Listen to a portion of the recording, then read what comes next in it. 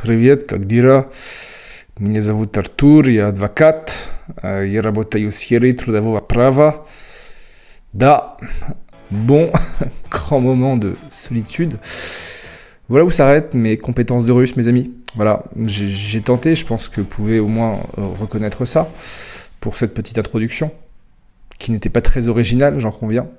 Mais pourquoi j'ai fait ça? Parce qu'aujourd'hui, on va parler de traduction juridique, les amis.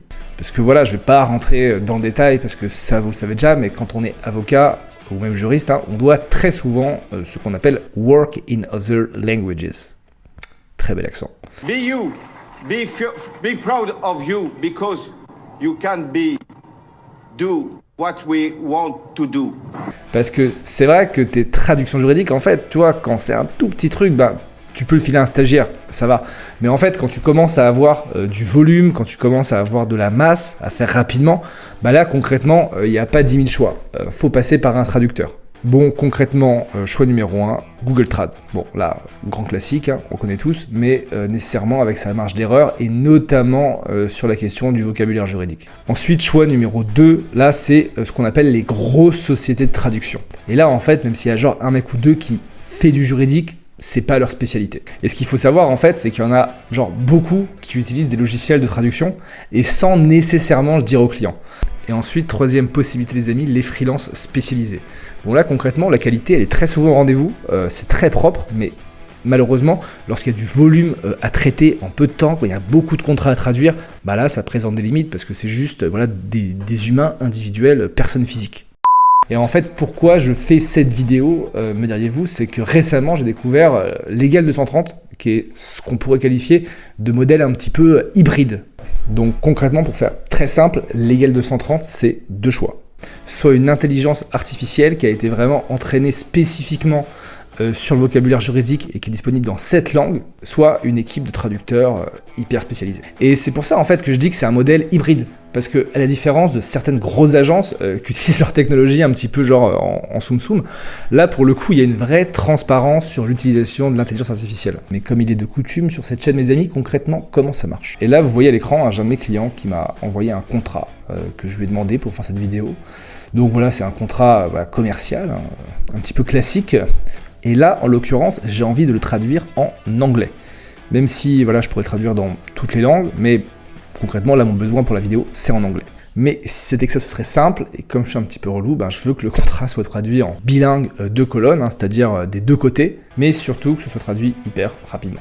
Et donc là, vous voyez, il est 22h55, à l'heure où je tourne la vidéo. Et j'ai envie de l'avoir pour demain, parce qu'on va dire que j'ai eu un gros rush à 16h, avec le décalage horaire, avec les US et tout.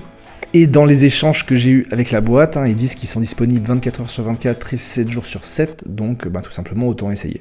Et en fait, la première étape, c'est l'envoi d'un mail à ce qu'on pourrait appeler un contact dédié. Donc voilà, là je vais lui envoyer un petit mail où je vais lui expliquer que je veux ma traduction en anglais, en 2 colonnes, pour hier. Non, demain. Et là, du coup, dans ma situation, j'envoie mon contrat en format Word. Et là, ce qui va se passer normalement, c'est que dans quelques minutes, j'aurai une notification de mon contact qui dit qu'il a pris en compte ma requête. A few minutes later. Ça y est. Et donc là, a priori, c'est bon. Voilà. Vous voyez, j'ai eu une petite confirmation de Legal 230. Voilà, et qui viennent de m'envoyer ce qui s'apparente à un devis, avec plusieurs possibilités. Voilà, je vais accepter le devis, mais c'est pas moi qui paye, donc il n'y a pas de problème. Et ensuite, ce qui se passe, c'est qu'arrivé à cette étape, toi, tu fais plus rien. Legal 230 va opérer en 2 temps. C'est-à-dire que d'abord, ils vont passer ton contrat dans leur moteur de traduction par intelligence artificielle. Et en fait, c'est pas juste un moteur de traduction général, là c'est vraiment un outil dédié, spécialisé sur le secteur juridique. Comment ils ont fait? En fait, d'abord, ils ont implémenté des dizaines de milliers de documents juridiques dans la machine, puis ils ont fait une forme de petit lexique juridique, par catégorie juridique, qui a été fait par des traducteurs spécialisés et puis validé par les avocats. Ensuite, ils ont vérifié les erreurs, ils ont comparé les documents qui ont été implémentés avec la traduction. Et enfin, ils ont réinjecté la nouvelle traduction dans la machine pour qu'elle apprenne et qu'elle se dise, ok, très bien, là, là, juste avant, j'ai fait une erreur. Bah maintenant, voilà comment c'est écrit et voilà comment maintenant je vais traduire cette expression juridique. Et ensuite, une fois que ton contrat est passé dans le moteur de traduction, bah, il est envoyé pour lecture à un traducteur. Et en fait, ce qu'il faut savoir, c'est qu'ils bossent avec un réseau genre de 1000 traducteurs qui sont tous spécialisés dans les différentes branches du droit. C'est-à-dire que tu as des types qui font que du contrat, des types que du bancaire, certains que du corporate, du fiscal, etc. Enfin, c'est vraiment des traducteurs hyper spécialisés par branche juridique. Et en fait, je trouve que c'est vraiment ça l'input de la société. C'est-à-dire que c'est pas juste un ou deux mecs qui font vaguement du droit.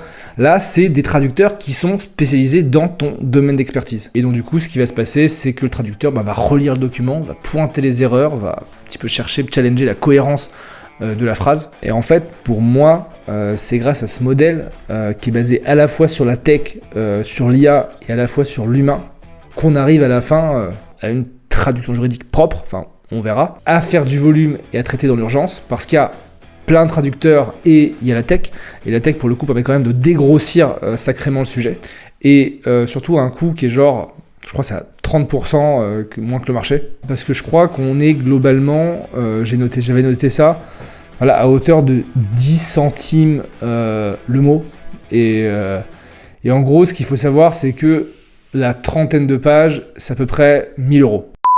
Et donc du coup les amis, là j'ai envoyé mon contrat pour traduction, il n'y a plus qu'à attendre ce que ça donne demain.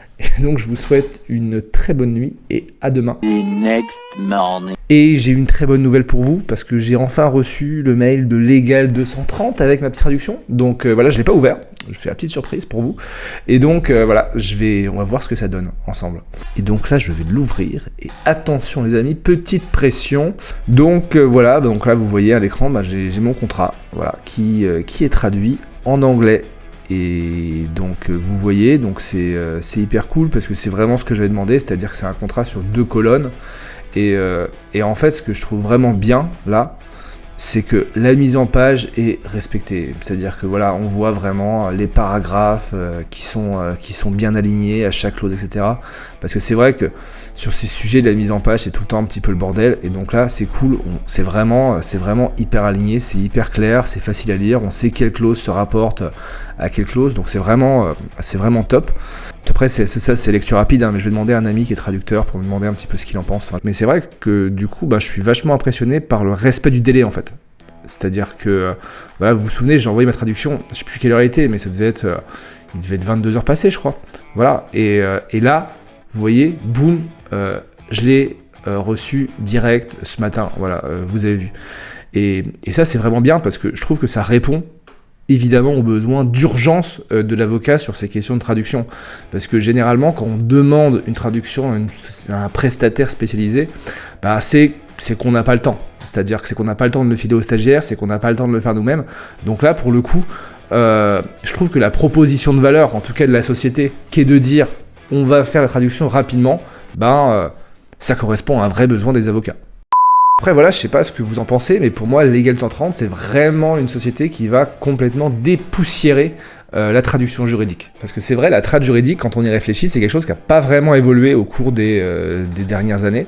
Il n'y a pas eu de grande révolution par rapport à ça. Et là, du coup, on peut traduire plus vite qu'avant, aussi bien et moins cher. Et je pense que c'est peut-être ça, en tout cas, l'avenir de la traduction juridique, c'est réussir, et de la traduction je pense aussi en général, en fait c'est réussir à dégrossir le terrain avec de la technologie qui a été entraînée avec une IA qui maintenant peut le faire, et des traducteurs qui sont spécialisés, agréés, assermentés, qui sont là vraiment pour s'occuper de la cohérence et du sens. Après voilà, sur le moteur d'IA, il n'y a pas encore genre toutes les langues qui sont prévues, il n'y a que 7 langues pour le moment, mais je pense que l'avenir, en tout cas de la société, visera à rajouter de plus en plus de langues, le chinois, le russe, l'arabe, le corse peut-être un jour, j'espère. Voilà. Et aussi généraliser ce service un petit peu hybride à d'autres domaines de droit qui peut-être ne sont pas encore couverts. En tout cas, j'espère que cette vidéo vous a plu. Moi, ça m'a fait très plaisir de vous la faire, de vous la présenter. Et donc sur ce, je vous souhaite une très bonne journée.